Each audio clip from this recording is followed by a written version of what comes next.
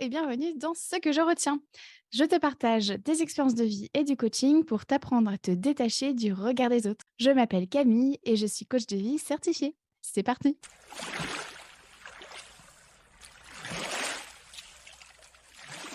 Aujourd'hui, dans ce 47e épisode, je te partage ce que je retiens de mes peurs, de mes angoisses et de ma culpabilité quand ma santé mentale ne me permet pas de tenir mes engagements sociaux. Et puis, je te donne aussi des clés pour t'apprendre à concilier vie sociale et maladie chronique. J'ai fait un burn-out et une dépression en 2017, j'avais 26 ans, et je vis avec de l'endométriose et de l'adénomiose depuis 2005. Donc crois-moi, je connais la souffrance psychique et physique. Et je sais aussi ce que ça fait de ne pas se sentir normal, d'avoir peur d'être jugé aussi bien par mes proches que par mes collègues et même des inconnus. Je connais l'ascenseur émotionnel de se réjouir d'une sortie avec mes amis et l'angoisse de devoir leur annoncer à la dernière minute que je ne pourrais pas venir. Tellement de fois je n'ai pas réussi à leur dire que je ne viendrais pas, j'y suis quand même allée, malgré tous les symptômes psychiques comme physiques. J'ai donc passé un moment en mi-molle, c'est-à-dire que j'étais à la fois contente d'être avec mes amis et en même temps tellement absente. Absente parce que ma tête était ailleurs. Mes symptômes prenaient tellement de place que je n'arrivais pas à savourer l'instant présent. Il était impossible pour moi de rire avec mes amis tant je souffrais. Je ne rêvais que d'une chose, rentrer chez moi pour apaiser mes symptômes. Mais j'étais tétanisée par mes angoisses et mes peurs. Et si on ne m'invite plus? Et si on pense que je les aime pas? Et si on pense que je suis inintéressante? Que je suis relou avec ma maladie? Que je ne suis qu'une chochotte ennuyeuse? Et si je les perdais, elles aussi? Vraiment, cette prison mentale pouvait être même plus inconfortable que certains de mes symptômes. Et puis une fois rentrée chez moi, je m'écroulais, hein, et pas que physiquement. Il me fallait des jours, voire des semaines pour récupérer de cette sortie, jusqu'à la suivante, hein, avec en plus de gérer la maladie, de devoir subir tout le brouhaha mental à angoisser, stresser, à m'inquiéter, à avoir peur. Alors si je te raconte tout ça, c'est pour te dire que je comprends ce par quoi tu passes. C'est vraiment dur de gérer sa maladie au quotidien, et ça l'est encore plus face au regard des autres. Alors aujourd'hui, où j'en suis? Eh bien, je vais mieux, même si mes maladies progressent.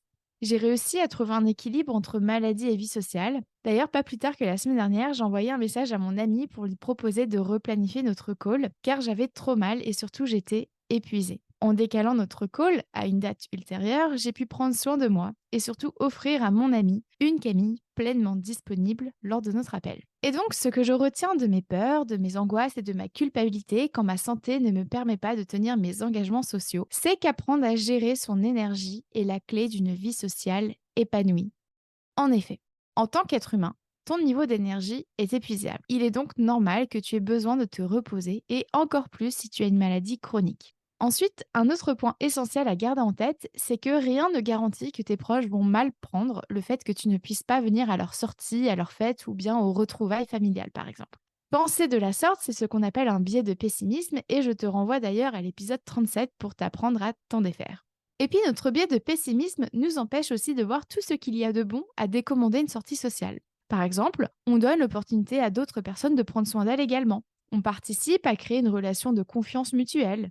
On se donne les moyens de s'éviter l'aggravation de certains symptômes, etc. Et en plus du biais de pessimisme, on fait aussi tout un tas d'autres erreurs de pensée, comme par exemple croire que nos proches ne comprendraient pas notre situation, croire qu'on n'est pas normal, croire que l'on n'est pas capable de dire la vérité à nos proches, croire qu'on va créer un conflit ou une dispute en étant honnête, croire qu'on va déranger l'autre. Le truc, c'est que la plupart du temps, notre entourage nous aime et nous veut du bien. Trop souvent, on se met inutilement sur la défensive face à nos proches. Alors, bien entendu que tes proches comprendront que tu ne puisses pas venir au brunch dimanche. Bien entendu que ton entourage comprendra que tu n'arrives pas à porter ton neveu dans tes bras ou que tu rentres plutôt de la balade familiale. En revanche, si certaines personnes de ton entourage ne le comprennent pas, alors il serait peut-être intéressant de te questionner sur l'intérêt de les garder dans ton cercle social. Dans l'épisode 45, je te parlais justement de savoir s'entourer de personnes qui nous acceptent tels que nous sommes. Enfin, ce à quoi on résiste persiste. En d'autres termes, moins tu écoutes ton corps et ses symptômes, plus ces symptômes vont persister et prendre de la place. En apprenant à prendre soin de toi au début de l'apparition d'un symptôme physique ou mental, tu te donnes l'opportunité de récupérer plus rapidement. Et donc, pour conclure cette partie de discussion, je voulais te dire qu'avoir une maladie n'est pas une tare. Oui, c'est lourd à porter, mais tu as le droit, la possibilité et la capacité de t'alléger de poids inutiles. Alors profites-en. Déleste-toi de l'inquiétude de ne pas être comprise par tes proches, de la peur d'être moins aimée en annulant une sortie. Libère-toi de ces pensées parasites qui te tirent vers le bas. Et donc, si toi aussi tu souhaites apprendre à concilier vie sociale et maladie chronique, voici ce que je te propose. Tout d'abord, imagine-toi que tu as 15 points d'énergie par jour. Comment les dépenses-tu? Combien de points souhaites-tu attribuer à l'entretien de la maison, à ta famille, à ton travail? En fait, t'organiser en fonction de tes points d'énergie te permettra de te concentrer sur l'essentiel. Par exemple, si tu souhaites faire une balade en famille samedi matin, où peux-tu économiser ton énergie dans la semaine? Ensuite, tu peux aussi te demander, qu'est-ce que je veux faire? Qu'est-ce que je peux faire? Qu'est-ce que mon corps me permet de faire aujourd'hui? Et qu'est-ce que je peux déléguer? Comme ça, tu seras capable de trouver un compromis juste et équilibré entre ce que ta santé te permet de faire et ce dont tu as besoin pour être épanouie et heureuse. Je t'invite aussi à expliquer clairement à ton entourage ce que tu traverses. Grâce à cette clarté, tu recevras plus d'amour et de soutien avant, pendant et après l'événement social, que ce soit un repas, une balade, une sortie, etc. Par exemple, en ce moment, je suis très fatiguée, mais j'ai aussi envie de passer un bon moment ensemble. Donc, il est probable que je rentre plus tôt de la balade, mais au moins, on aura passé du temps ensemble. Ou bien, en ce moment, ce n'est pas trop la grande forme. Ça te va si on s'appelle plutôt qu'on se voit? J'ai très envie de te parler, mais je me sens pas d'aller dehors. Autre piste, c'est celle d'utiliser l'outil de choisir ses conforts et ses inconforts au court terme versus ceux au long terme. Par exemple, est-ce que je préfère sortir ce soir avec Suzanne, quitte à avoir plus de douleur ou de fatigue demain? Ou bien est-ce que je préfère être en forme demain et donc voir Suzanne dans une semaine? Cela te permet donc de prendre une décision de manière éclairée puisque tu te donnes le choix. Tu ne subis plus la situation au court terme comme au long terme. Ensuite, si tu décides de quand même sortir à cet événement social, pose-toi un cadre en amont, c'est-à-dire détermine ton intention, par exemple connecter, bouger, rigoler. Ensuite, identifie tes besoins. Est-ce que tu as besoin de confort, de chaleur, de calme, d'hydratation, de médicaments, de sécurité? Et enfin, pose tes limites. Combien de temps je décide de rester sur place? Quel sujet je veux aborder? Quel sujet je ne veux pas aborder? En bref, prépare cette sortie afin de réunir les conditions optimales pour passer un bon moment malgré la maladie. Autre piste, ça va être d'apprendre à contrebalancer ton biais de pessimisme. Je t'invite donc à te demander en quoi tu rends service à Suzanne en déclinant son invitation. En quoi c'est mieux pour votre relation que tu annules cet événement social. Enfin, rappelle-toi que l'autocompassion est ton allié. Avoir une maladie, qu'elle soit visible ou invisible, physique ou mentale, bah c'est nul. Ça fait chier, c'est injuste, c'est dur à vivre. C'est donc normal de ressentir de la frustration, de la colère, de la tristesse, du désespoir, etc. D'autres personnes vivent aussi ce que tu traverses.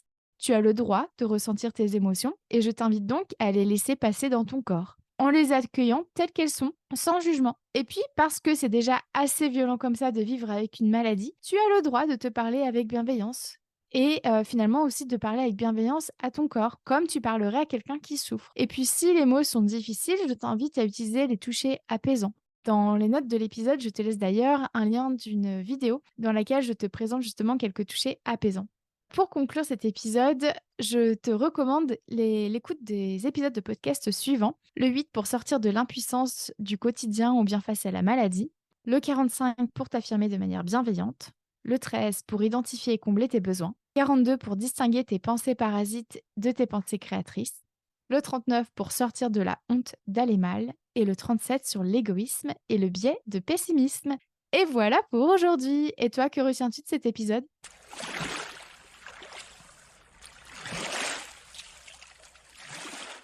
Merci à toi d'avoir écouté cet épisode jusqu'au bout. Si tu souhaites en savoir plus sur mon travail, rejoins-moi sur Instagram sur la page La Coach Camille, ainsi que sur mon site internet www.lacoachcamille.com.